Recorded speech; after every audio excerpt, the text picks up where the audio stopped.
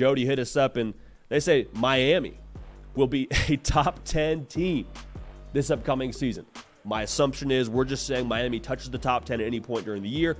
Maybe to, put a finer point on it, they're saying that Miami's a top 10 team at the end of the season. I don't know, but however you slice it, this is not a crazy thing to say. It's not.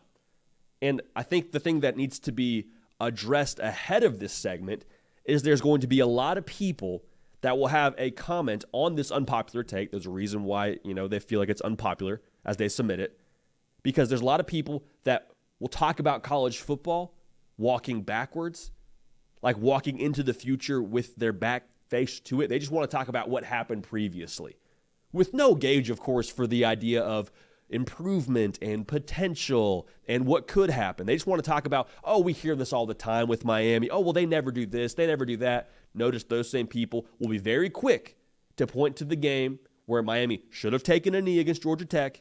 They didn't. They lost the game. And one decision in their mind defines Mario Cristobal and defines Miami as a team. Beware of those people, especially the narrative where they always say this. You're going to hear a lot of that. Miami, I hear this every single offseason. They're always going to do something. They're always about to do something. I think there's a portion of that where you say, yeah, there is usually some buzz around Miami. But I think the reason for that being the offseason's for optimism. You know what I'm saying? Like, the offseason is for a time to think that your team can do something. We got several months here to talk about it. Might as well have an optimistic spin on it if you're a fan. But with that being said, there's optimism paired with the fact that Miami's a massive fan base. Like, that's a song that pretty much every fan base is playing across the country is, hey, our team could maybe do something this year. The difference is Miami just has that blasted the loudest because of how many people they have and how big that speaker is with how large their fan base is. So you're going to hear that, but I'm telling you, man, I've said this a couple times, I really get Texas vibes from Miami. Texas vibes from a season ago. Same narrative. Well, you always hear this about Texas. I can't believe Texas is saying this again. And then what happens?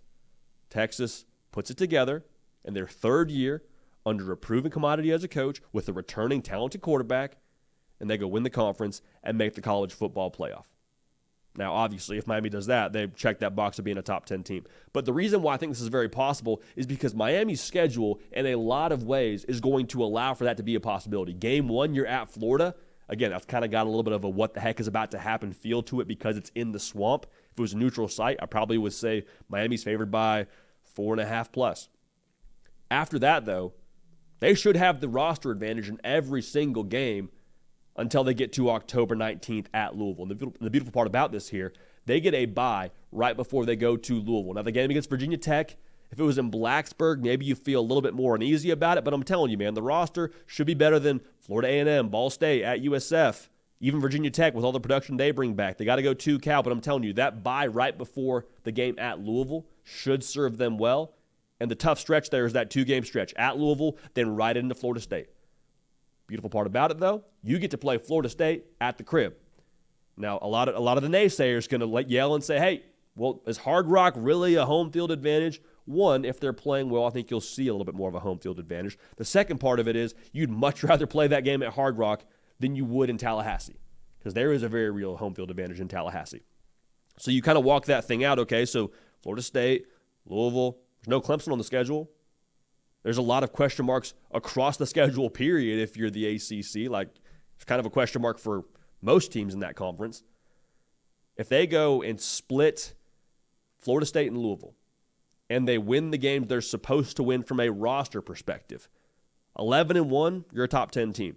10-2, you're probably in the conversation, maybe even in the top 10 as a top 10 team, making the college football playoff. So a lot of ifs there, a lot of potentials, but that's what we're talking about right now. Can they do it? I think they can. And I think when you talk about Miami and their ability to do something like that this upcoming season, the conversation you used to have around Miami is, well, just, I don't know if they got the dudes right now to do it. I don't know if they got the guys. I don't think that's the case at Miami. Now, do they have the best roster in the ACC? Are they just going to walk out there and light it up every single game? I think that's a little bit more of a question mark. I understand that. But when you talk about Miami this upcoming season, they are, in my opinion, at least within striking distance. Like, if they have the best roster or not, whole different discussion. But I think they have a good enough roster to be in and, quite frankly, win every single game that they have on their schedule. Will they do it? Comes down to coaching, comes down to execution, and a myriad of other factors that go into a college football game, which is why we love this sport and why we tune in every single Saturday. But if this happens, a couple of things this means. If Miami's a top 10 team, it means Mario Cristobal is as advertised when he got to the U. Because when he got there were two things that I think you could distill down Coach Cristobal to. Culture, talent acquisition. Get the bricks, got the mortar to make it all work together. So far, Miami, 2 top 10 classes since he's been there. Miami also attacking the portal, adding a guy like Cam Ward. So Mario Cristobal, as advertised, that's the first thing that you'd be able to say. The second part of this is it means that Cam Ward elevated this team to more than likely ACC title level. At the very minimal ACC title contention, but I think they'd be an ACC championship kind of team. When I say that, from a numbers perspective, Miami scored 30 points a game in 2023. The last couple of seasons, the numbers tell us that you got to probably score in the range of around 35 points a game to win the conference. It's what Clemson was in the range of doing in 2022. It's what Florida State did in 2023. So Cam Ward making you right around a touchdown better as an offense, I think that's very possible. But when it comes to the Saturday in and Saturday out perspective of this whole conversation around Miami and Cam Ward and what they could do, it goes to Cam Ward, I think multiple times during this season, being the difference maker. And that sounds like a simplistic statement. I mean, like, hey, it's a tied game. Maybe it's the first game of the season in the swamp. It's fourth quarter. You've got to have this third down. Florida has a blitz dialed up to get to him. Makes a move up in the pocket, uses the mobility. His experience allows him a little bit of presence to keep his eyes downfield, finds the check down, first down, keep it moving, hit a field goal to win the whole game. Like plays like that, the it factor Cam Ward provides, I don't know they've had that in some time. I suppose Tyler Van Dyke in his first year as the guy in Coral Gables you could make an argument for, but I really think Cam Ward just brings a whole new element of what he can do as your starting quarterback out there. I'm excited to see it. And I think if they go out and be a top 10 team in 2024, you'd be able to say that with absolute certainty. Now, here's the last thing we got to talk about. If this happens, the ripple effect in recruiting that Miami will see, it's going to be a tidal wave now because they're already acquiring talent at an elite level. Some of that's their care factor. Some of that's resources. Have to believe a lot of that's Mario Cristobal and his staff just being absolute dogs on the recruiting trail and prioritizing recruiting. But they're adding talent right now. What has Miami really done since Cristobal's got there?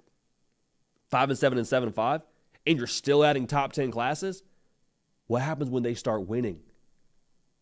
I've said it a few times about Miami, but what happens if they start winning? They are in the talent hotbed of the United States when it comes to high school recruits. There's a lot of guys that are looking to stay home, that are looking to be just down the street from where mom is, where their high school classmates are. Like, they're looking to stay in the area. I truly believe that. Having a reason to do that and go play football at the highest level and wear that logo that they've seen be successful at different points throughout their childhood and at the very least probably seen the 30 for 30 of what Miami has been historically, there's some juice there. A lot of untapped potential, but a top 10 season in 2024 is one, attainable, and two, would be a powder keg for talent acquisition and would put the rest of the state on notice. So should be a lot of fun, but Miami, can they be a top 10 team?